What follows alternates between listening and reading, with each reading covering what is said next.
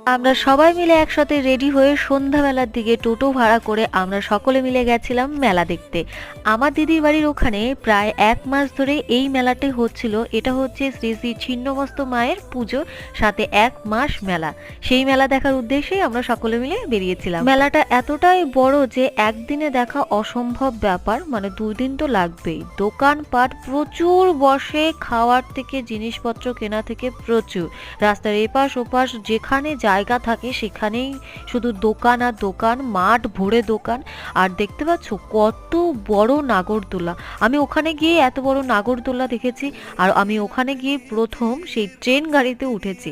পরবর্তী ব্লগে আমি তোমাদের সঙ্গে শেয়ার করব যে আমি কি কি খেলাম আর ট্রেনে উঠে কি আমার এক্সপিরিয়েন্স হয়েছে, সেটা আমি তোমাদের সঙ্গে শেয়ার করব। আসার সময় আয়ুষের স্কুল হয়ে এসেছিলাম, কারণ ওখানে চলছিল প্রোগ্রাম। বাড়ি এসে একটুখানি খাওয়া দাওয়া করলাম, তারপর কিছুক্ষণ গল্প করার পর রাতের ডিনারে ছিল বিরিয়ানি।